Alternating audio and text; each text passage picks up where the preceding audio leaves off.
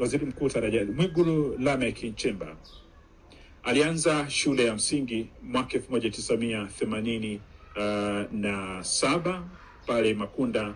shule ya msingi, akahitimu mwaka 1993 mkoani Singida,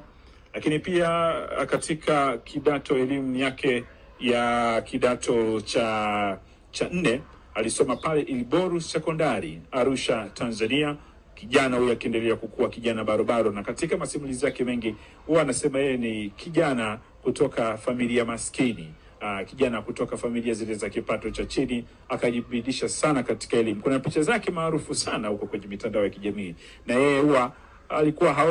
haoni aibu kuzisema kwamba yeye ndiko alikotokea. Kijana aliyekuwa anachunga ng'ombe huko, muda mwingine kuna picha yake maarufu sana akiwa machungani na ng'ombe, akishikia fimbo mabegani. Pasi na shaka leo inaweza kutembea sana kukumbushia enzi za kule alikotoka Mwigulu Lameck Nchemba, na yeye mwenyewe ndiye aliweka huko mitandaoni kuonesha kwamba alipotoka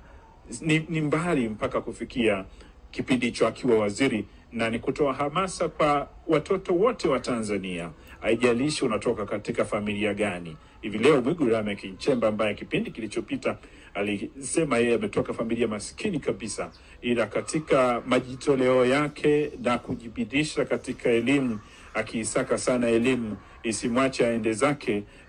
basi ndipo tunaweza kusema kile alichokipambania katika kutafuta maisha hivi leo kinakuwa ni fahari kwa Watanzania wote. Ilboru Sekondari Arusha ilimtoa kijana huyu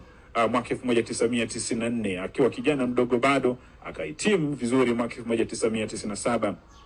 na katika kupiga shule ileo